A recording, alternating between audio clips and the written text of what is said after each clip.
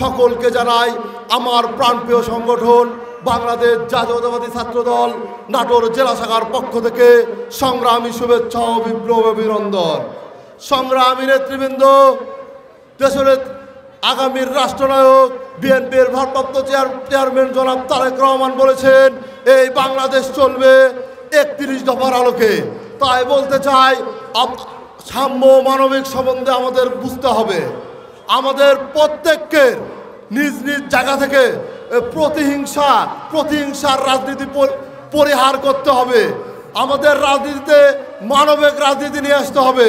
তাই আজকের এই প্রোগ্রাম থেকে আমি বলতে চাই, আমার প্রিয় নেতা, নাটোরের গণমানুষের নেতা অ্যাডভোকেট এম রুহুল কুদ্দুস তালুকদার দুলু সাহেব, নাটোরের একমাত্র জনগণের প্রত্যক্ষ ভোটে নির্বাচিত নেতা, একমাত্র মানবিক নেতা।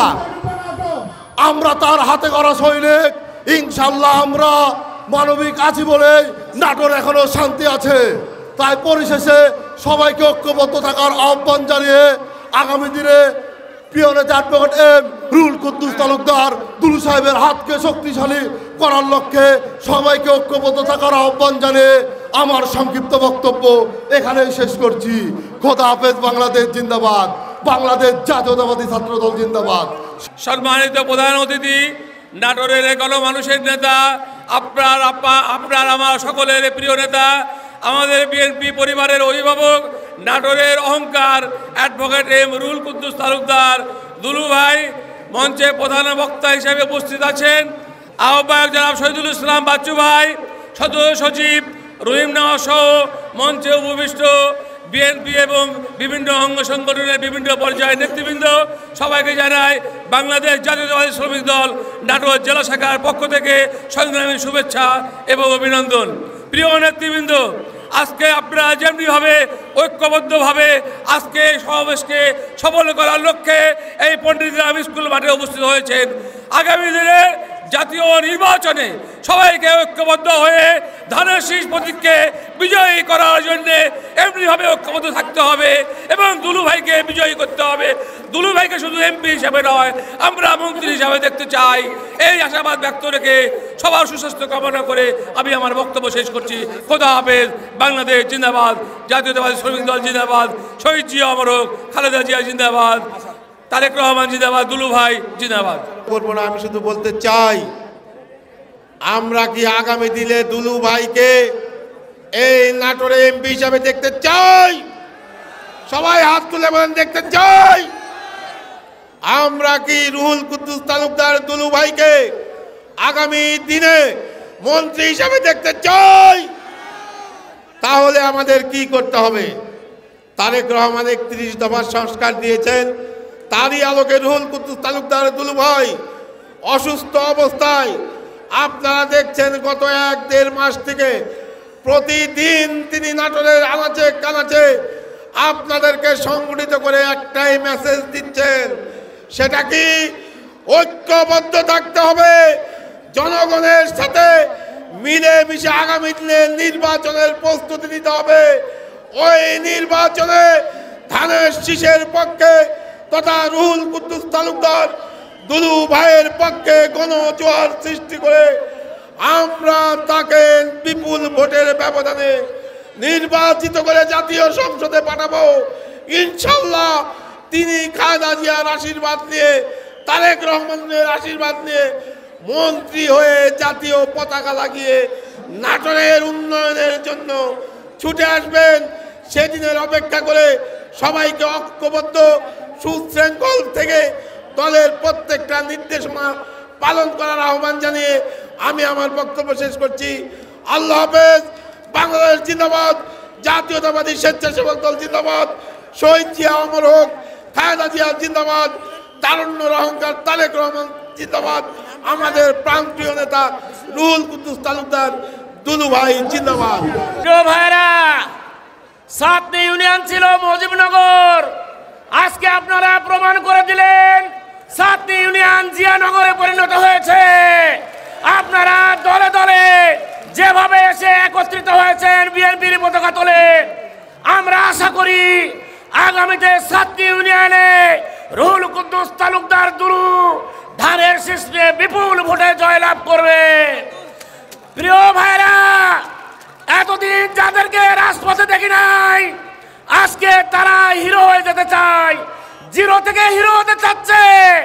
যারা ছিল না কোনো কাজে করবে, তারা আজকে আসছে অনেক ফর্মে। যারা রাজপথে ছিল না, তারা রাজপথ দখল করতে চায়। আমরা দায়িত্বহীন কণ্ঠে বলে দিতে চাই, যারা এতদিন ছিল না, তাদেরকে বিএনপি কোনোদিন মূল্যায়ন করবে না। আগামীতে আপনারা ঐক্যবদ্ধ থাকবেন এবং রুহুল কুদ্দুস তালুকদার দুলুকে ধানের শীষে ভোট দিয়ে বিপুল ভোটে এমপি নির্বাচিত করে তাকে মন্ত্রী নির্বাচিত করবেন, তবে নাটোরের উন্নয়ন হবে। উপস্থিত ভাই ও বোনেরা, আপনারা জানেন হাসিনা সরকার আমাদের কতই না অত্যাচার করেছে। তারা আমাদেরকে খুন, গুম, হত্যা করে ক্ষান্ত হয়নি। তিনি আয়না ঘর নামে ঘর বানিয়ে আমাদের দেশের লোককে অত্যাচার করেছে। সাতনি ইউনিয়ন বিএনপির সভাপতি জনাব জালাল উদ্দিন, এখানে আমাদের জেলা পর্যায়ের নেতৃবৃন্দ, আমাদের ভারপ্রাপ্ত সভাপতি শহীদুল ইসলাম বাচ্চু, শাহ আলম, দেওয়ান শাহিন সহ আমাদের সব নেতৃবৃন্দ এখানে উপস্থিত আছেন। আজকের এই সভায় বক্তব্য রাখবেন রুহুল কুদ্দুস তালুকদার দুলু। আমাদের বলার কিছু নাই, অতএব আমি সাতনি ইউনিয়নবাসীকে ধন্যবাদ দিয়ে আজকের এই সভার যারা আয়োজন করেছেন তাদের ধন্যবাদ দিয়ে আমার বক্তব্য এখানে শেষ করছি। খোদা হাফেজ। উপস্থিত আছেন আপনাদের প্রিয় সন্তান, এই ইউনিয়নের সাবেক চেয়ারম্যান, জেলা বিএনপির সদস্য সচিব, বিশেষ বক্তা জনাব রহিম নওয়াজ, মঞ্চভূষ্ট বিএনপির যুগ্ম আহ্বায়ক জনাব দেওয়ান শাহিন সহ মঞ্চভূষ্ট অন্যান্য নেতৃবৃন্দ, উপস্থিত যুবদল, ছাত্রদল সহ বিভিন্ন পর্যায়ের নেতৃবৃন্দ, বিভিন্ন এলাকা থেকে আগত এই সাতনি ইউনিয়নে আমার মুরব্বী ভাই ও বোনেরা, আসসালামু আলাইকুম। আপনারা জানেন এই মহান বিজয় দিবস উপলক্ষে আজকের এই বিশাল জনসভা, একটা কথাই মনে পড়ে যে স্বাধীনতার আজকে বোধ হয় ৪৪, ৪৩, ৫৩ বছর হয়ে চলল, কিন্তু অনেক কথার শেষ এখনো হয় নাই। আপনারা জানেন বাংলাদেশে মুক্তিযুদ্ধ হয়েছিল, আমরা যখন স্কুলে পড়ে সেই সময় মুক্তিযুদ্ধ হয়েছিল। আমরা যতটুকু জ্ঞান আছে যে আমরা দেখেছিলাম মুক্তিযোদ্ধা এদেশের খেটে খাওয়া মানুষের ছেলেরা করেছিল, গ্রামগঞ্জের ছেলেরা মুক্তিযুদ্ধ করেছিল, পাক হানাদার বিরুদ্ধে অস্ত্র ধরেছিল। ৪০ থেকে ৪৫ হাজার মুক্তিযোদ্ধা ছিল। পরে দেখা গেল এই আওয়ামী লীগ সরকার, তার দোসররা বিভিন্ন সময় মুক্তিযোদ্ধার কোটা সহ বিভিন্নভাবে মুক্তিযোদ্ধাদের নাম করতে লাগলো। আজকে মুক্তিযোদ্ধার সংখ্যা ৫ লাখ, প্রায় ৩,৭০,০৭০ জন। আজকে মুক্তিযোদ্ধার নামে কোটি কোটি টাকা আওয়ামী লীগ বাজেট করেছে এবং তাদের পারিবারিক পোষ্যদের মুক্তিযোদ্ধায় নাম লিখিয়েছে। তা ভাইরা আমার, এইভাবে লুটপাট হয়েছে। বিএনপির সঠিক মুক্তিযোদ্ধার ইতিহাস তৈরি করার জন্য মুক্তিযোদ্ধা মন্ত্রণালয় খুলেছিলেন। আপনারা জানেন সেই মন্ত্রণালয়কে কিভাবে লুটপাট করা হয়েছে। আজকে আমরা বলতে চাই, দেশনেত্রী বেগম খালেদা জিয়া বলেছিলেন, আপনারা জানেন বাংলাদেশে ৩০ লক্ষ লোক শহীদ হয় নাই। পৃথিবীর কোনো ডায়েরি, কোনো সাংবাদিক কোনো হিসাবে তা দেখায় নাই। আমি পূর্ব পাকিস্তানের সেই সময় এদিককার ভারতীয় যে সেনাবাহিনীর চিফ ছিলেন মানিক শাহ একটি বই লিখেছেন। উনি ওই বইয়ে বলেছেন যে বাংলাদেশে যদি ডেলি ২০০-৫০০ হাজার করে মরে, তাও 8,30,000 বেশি লোক মরতে পারে না, কিন্তু শেখ মুজিবুর রাজনীতির ভাষায় 30 লক্ষ লোকের নাম বলেছে। আমাদের প্রিয় নেত্রী দেশ নেত্রী বেগম খালেদা জিয়া বলেছেন 30 লক্ষ লোক মরে নাই, এটাকে সঠিক হিসাব করা উচিত। তারপরে তার বিরুদ্ধে মিথ্যা মামলা করা হয়েছে। আমি বলতে চাই আজ এই বিজয়ের দিনে সঠিক ইতিহাস তৈরি করা উচিত।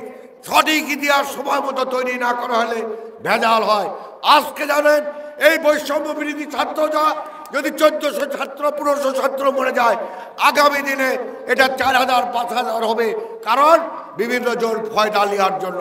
তাই সঠিক ইতিহাস সঠিক রেস্টার্ট করা উচিত। আমি এই বলে আমি আমার আজকের এই মহান দিবসের আমার বক্তব্য শেষ করছি। খোদা হাফেজ। বাংলাদেশ জাতীয়তাবাদী দল জিন্দাবাদ।